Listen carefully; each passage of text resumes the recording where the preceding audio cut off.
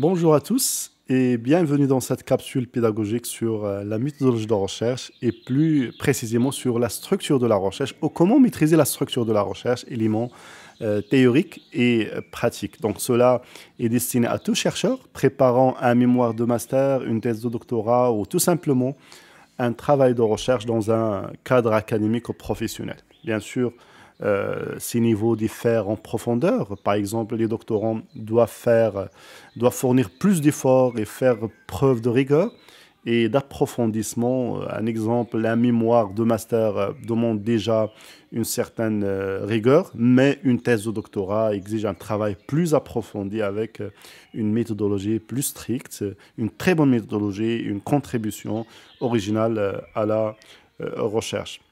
Mais avant de commencer, n'oubliez pas que théoriquement, tout travail ou votre travail sera évalué. Et cette évaluation repose sur différents aspects, mais deux aspects sont essentiels, la forme et le fond.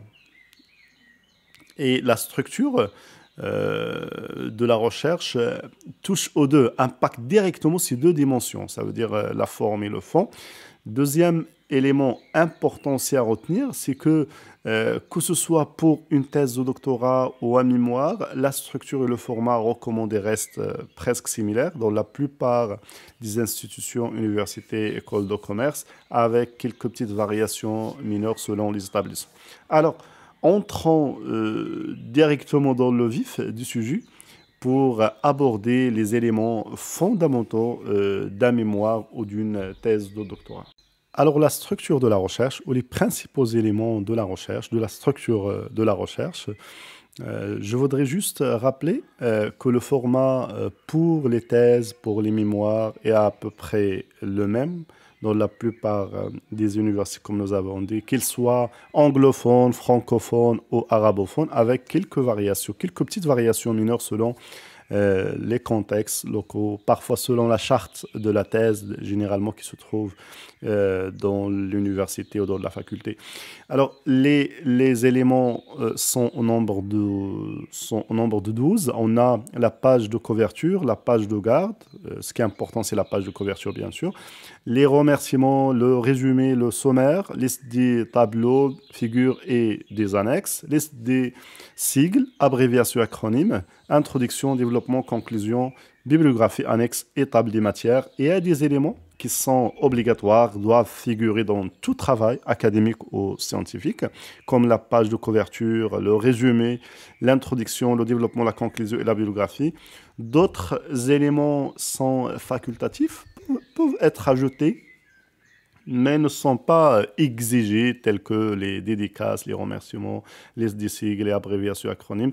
Bien sûr, mais s'il existe, si on a des sigles et on a des acronymes dans le texte, il faut bien sûr avoir une liste de ces sigles dans une feuille séparée. Et d'autres éléments selon le besoin, ça veut dire leur présence dépend de la structure du travail et des exigences académiques comme le sommaire et les annexes.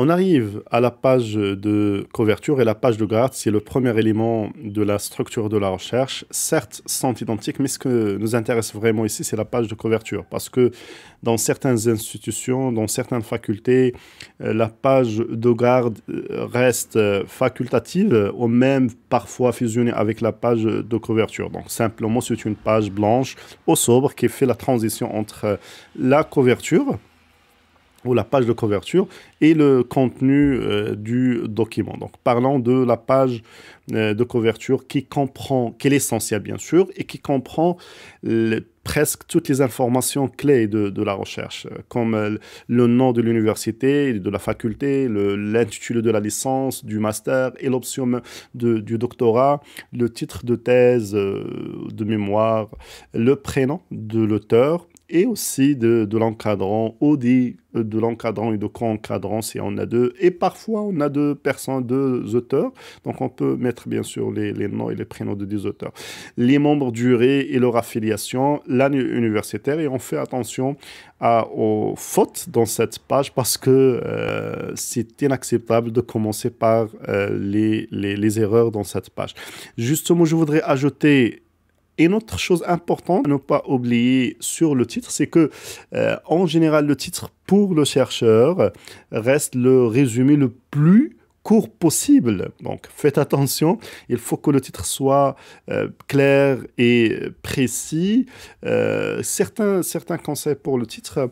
Donc généralement, c'est mieux d'éviter les termes trop techniques dans le titre, bien sûr, pour que tout le monde puisse comprendre, que ce soit le public académique et aussi non spécialistes. Un bon titre donne un indice sur la question de recherche ou l'angle d'analyse adopté. Il doit aussi mentionner le cadre spatial, ça c'est important, et parfois temporel, c'est pertinent. Peut-être on peut ajouter aussi parfois un sous-titre si c'est nécessaire. Pourquoi? Parce qu'il permet d'apporter une précision supplémentaire sans bien sûr alourdir le titre principal. Voici quelques pages de couverture. Comme vous le constatez, ils suivent une structure similaire dans différentes facultés, différentes universités et dans différents mêmes pays. On trouve presque toujours les mêmes éléments, le logo de l'université, l'option, le titre de la thèse ou du mémoire, ainsi que les noms de l'auteur, de l'encadrant, l'année universitaire. Alors, nous arrivons au remerciement, le deuxième point de la structure de la recherche. Et la première question par laquelle nous commençons sont-elles obligatoires? Bien sûr, rapidement, ils ne le sont pas.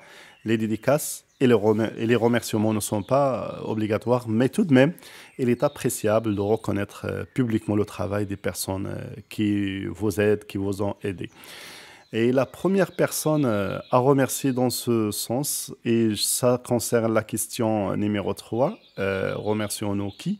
Donc la première personne, c'est votre directeur de thèse ou votre encadrant, bien sûr, et les professeurs qui vous ont aidé, qui vous ont enseigné, les membres du jury, etc.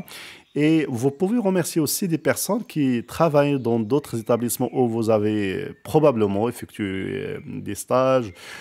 Les membres de votre famille, notamment vos parents, méritent aussi bien d'être mentionnés et d'être remerciés. En général, il est toujours agréable de remercier ces personnes-là.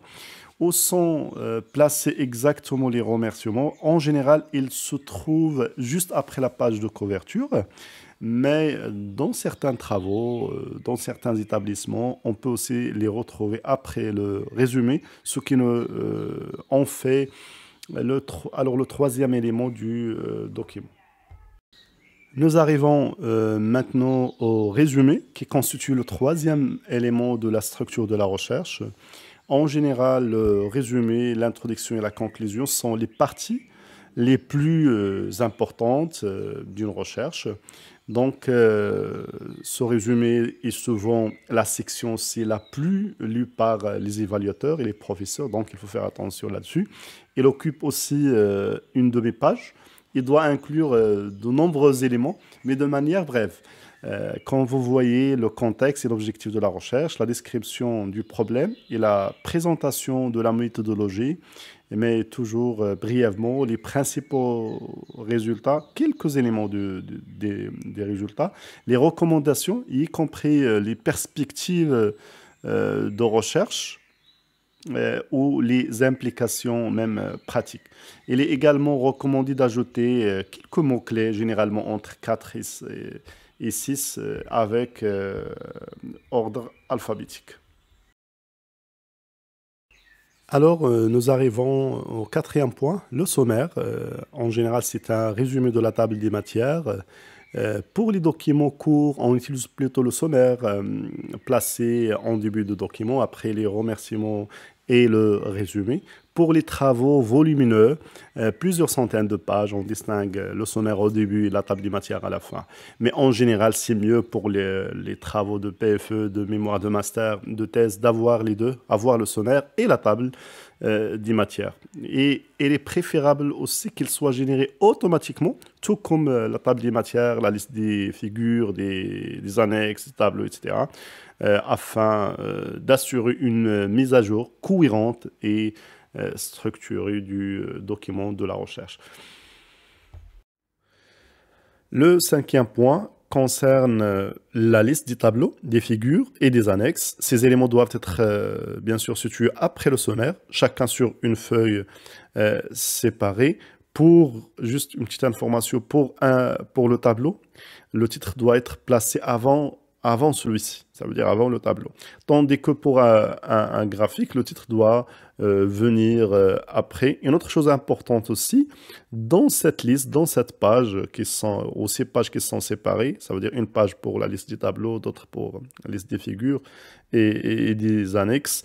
Donc, généralement, doivent inclure les titres ainsi que les pages correspondantes. C'est-à-dire, voilà le tableau numéro 1, page, par exemple, 5, etc. etc. Même chose pour la liste des figures et des annexes. Et généralement, ça se génère automatiquement. Donc, c'est comme la table des matières, comme le sommaire. La liste des sigles, des abréviations et des acronymes, c'est le 16e point de la structure de la recherche. Juste une petite distinction entre les trois éléments. Les sigles et les acronymes, on peut les trouver dans la thèse et dans le mémoire, mais c'est rare qu'on trouve des abréviations. Parce que des abréviations, c'est lorsqu'on abrège un mot comme mathématiques par maths, par exemple, ou adjectif, ADG, comme ça, point. Mais les acronymes et les sigles, bien sûr, sont fréquents. Parfois, on utilise trop de mots composés comme ça, comme le cas des DE, ACP, etc., GRH, TVA. Là, ce sont juste les quatre exemples sont des sigles.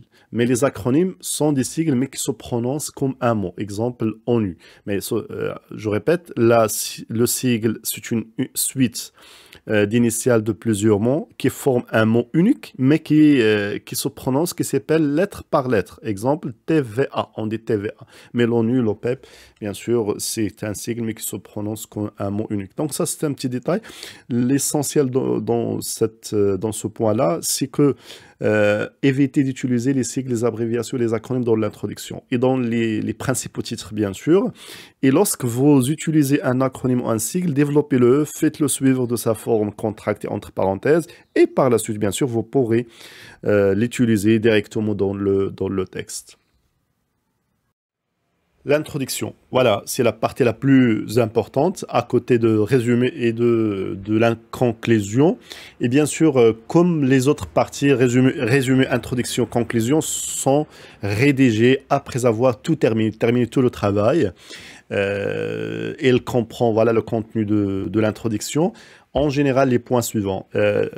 Un très bon contexte général, il faut contextualiser la recherche, donc c'est une généralité sur le thème, sur votre recherche. Bien sûr, sous forme d'un entonnoir du général vers le particulier, avec les objectifs de la recherche.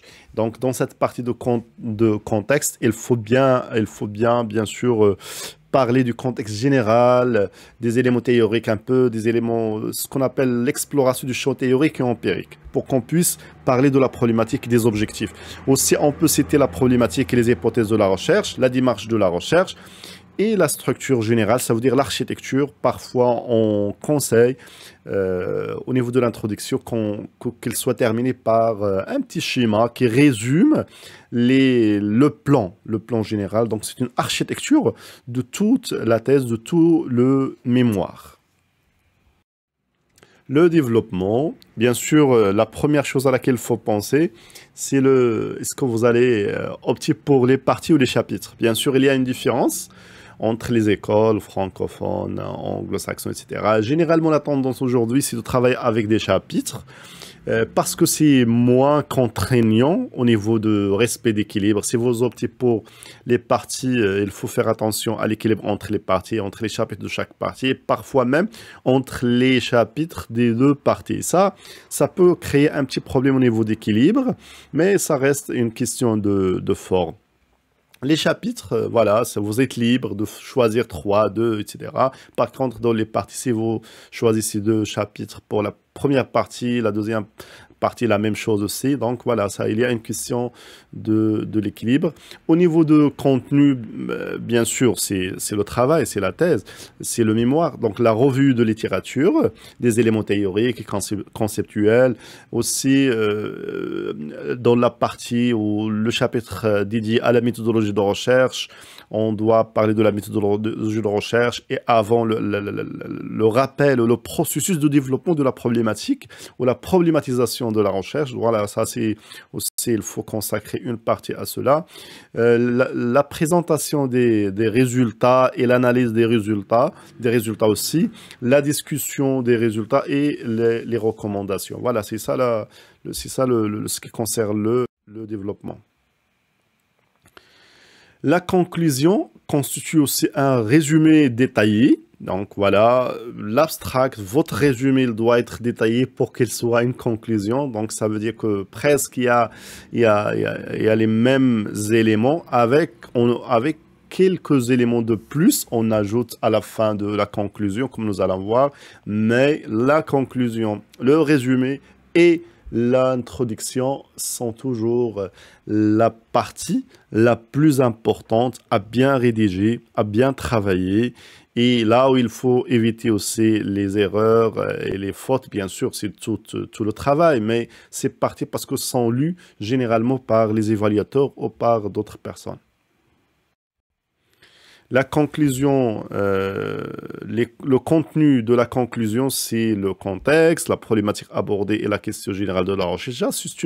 C'est un petit rappel. Donc, on rappelle, parce qu'on a déjà parlé cela un petit peu brièvement dans le résumé et dans l'introduction et même dans le développement. Et aussi, je fais un petit rappel. La pertinence théorique ou pratique. Vous parlez de cela de manière bien sûr brève, les principaux éléments de la démarche de recherche, les résultats les plus importants et aussi les apports managériaux, les apports méthodologiques, théoriques, etc. Et je termine par les limites, bien sûr. Il y a des limites, toute recherche a des limites et ça ne réduit en aucun cas de la qualité du travail. Et lorsque vous parlez des limites, bien sûr, il faut dire qu'il faut savoir comment transformer ces limites en perspective de recherche. Ça veut dire, voilà, je ne m'arrête pas là. Bien sûr, je peux terminer par la suite, que ce soit si vous êtes un étudiant de master dans la thèse, et si vous êtes un doctorant, bien sûr, après la thèse, vous allez continuer à faire la recherche sur ces limites. Donc, ce sont des voies de recherche pour vous. Alors, les bibliographies et citations ou les références bibliographiques citations, c'est le deuxième élément de la structure de la recherche. Les références en général bibliographiques suivent des normes académiques reconnues telles que l'American Psychology Association, l'APA ou Modern Language Association au Chicago. Mais je préfère à présent commencer par les citations et par la suite, dans la diapo suivante, les références finales, les références bibliographiques finales. Alors, je commence par les citations dans le corps du texte. Et bien sûr, là, il y a trois options devant les chercheurs, les auteurs. Soit ils citent directement dans le texte, en bas de page, donc sous forme d'une note de bas de page, ou note à la fin du chapitre ou à la fin même du rapport. Et cette dernière option est fortement déconseillée pour les notes de bas de... Pourquoi? Parce que quand les références sont regroupées en fin de document, ce qui complique un petit peu la lecture, complique le repérage, pour le lecteur. Donc, c'est fortement déconseillé, mais pour les notes de bas de page, c'est toléré, mais c'est déconseillé. Aujourd'hui, dans les articles, on trouve la première option, c'est-à-dire directement dans le texte. Les informations sont présentées sous forme de parenthèse après la citation ou la paraphrase. Lorsqu'on réécrit une idée ou une phrase d'un auteur, mais avec nos propres noms. Bien sûr, tout en gardant la même idée, le même sens. Pour le deuxième cas, comme je viens de dire, les références apparaissent en bas de page, ce qui peut alourdir un petit peu la mise en page et ça peut détourner l'attention du lecteur. Donc je résume, pour garantir la rigueur scientifique, il est recommandé d'insérer les citations directement dans le texte sous forme auteur-date, donc le nom de l'auteur et l'année, et parfois même on peut ajouter le numéro de la page. À présent, nous passons à la bibliographie finale. D'ordinaire, elle se trouve à la fin du document, sous forme de liste, générée automatiquement par des logiciels comme nous allons voir. Donc, voici quelques conseils pour avoir une référence ou une bibliographie finale qui respecte les normes académiques. D'abord, l'ordre alphabétique. Les références doivent être classées par ordre alphabétique du premier élément, généralement le nom de l'auteur ou le nom ou les noms des auteurs. Ça dépend, bien sûr. Vous avez de nombreux auteurs, il faut revenir au premier auteur. Si plusieurs références proviennent du même auteur, on doit les classer par ordre chronologique, de la plus ancienne à la plus récente. Au niveau du format de présentation, il faut adopter un style uniforme pour toutes les références, c'est-à-dire on choisit entre APA, Chicago, MLA, selon bien sûr l'université ou votre faculté ou votre professeur. Et on doit vérifier aussi que toutes les informations essentielles sont bien présentes. Je parle du nom de l'auteur, l'année de publication, le titre, le nom de la revue ou de l'éditeur, ville d'édition pour les livres, etc., etc. Troisième chose, c'est la vérification de la correspondance. Il faut s'assurer, on doit s'assurer que toutes les références citées dans le texte figurent dans la bibliographie finale. Et l'inverse aussi, à l'inverse, ne mentionner que les sources effectivement utilisées et citées. Et bien sûr, la bibliographie finale, généralement, doit être placée sur une page distincte à la fin du document avec un titre clair, bibliographie ou référence bibliographique. Et tous ces éléments, bien sûr, si on a la possibilité de recourir à des logiciels, ce sont des logiciels comme Zotero, Mendeley ou EndNote qui peuvent faciliter la génération et la mise en forme des références selon même le style choisi. Donc, ils peuvent faire tout ce travail. Alors, voici un exemple ou des exemples de la bibliographie finale. Je commence par l'ouvrage ou par les livres. Généralement, comme nous avons dit, c'est le nom de l'auteur, les initiales du prénom, l'année de publication, le titre en italique, le titre de l'ouvrage, et l'éditeur, lieu d'édition. Et voilà un exemple de Omar Ktouf. Je commence par le nom de famille, la première lettre du prénom, O, et méthodologie des sciences sociales et approche qualitative des organisations, une introduction à la démarche classique et une critique. Voilà, c'est le titre en italique. Et bien sûr, Montréal, les presses de l'Université du Québec, etc. L'éditeur, lieu d'édition. Au niveau d'article, c'est la même chose, juste au niveau de titre. Comme vous voyez, ce n'est pas en italique comme le cas du livre. Donc, mais c'est le titre de la revue qui doit être mis en italique. Voilà un exemple. Pour les sites web, donc il est important aussi de commencer par l'organisme ou l'auteur du site, le nom du site consulté, mais surtout l'adresse et la date de consultation. Voilà, ça c'est un exemple. Les annexes, en général, on peut mettre ici tout ce qui n'est pas absolument nécessaire à la compréhension de notre sujet, de la question de recherche, mais qui peut servir aussi au lecteur pour approfondir un point particulier. Donc, je cite quelques exemples. Ici, on peut mettre quelques données brutes, grilles d'analyse ou d'entretien, documents support, compte rendu d'entretien ou de questionnaire. Alors, la table des matières, en général, elle couvre 4 ou 5 niveaux, le titre des chapitres et les autres niveaux, bien sûr, inférieurs. Elle comprend toutes les parties de la thèse, y compris s'il y a lieu, bien sûr, la liste des figures, la liste des tableaux, la liste des acronymes. etc., etc. Mais le conseil que je peux donner là-dessus, il faut utiliser des outils automatiques. Dans Word, par exemple, ou LaTeX, il y a des fonctions qui permettent de générer automatiquement la table de matière pour éviter toutes les erreurs. Un autre conseil, veille à la correspondance avec le contenu. Vérifiez que les numéros de page et les titres correspondent bien à ceux du texte. Et mettez à jour la table toujours lorsqu'il y a des changements et des variations. Il faut mettre à jour la table des matières après toute modification. Troisième chose et dernière, il faut au fait bien présenter la table des matières. Une table des matières bien structurée, bien présentée facilite la lecture et la navigation dans toute la thèse. Elle donne une première impression d'organisation et de rigueur. Voilà, c'est ainsi que s'achève cette brève présentation sur la structure de la recherche, les éléments, les principaux éléments de la structure de recherche. Certes, ces capsules, ces slides permettent seulement de donner une idée générale, mais le chercheur, l'étudiant, le doctorant doit faire plus d'efforts et d'aller lire et lire pour qu'il puisse maîtriser les éléments de la structure de recherche. Donc, je vous remercie pour votre attention et à la prochaine.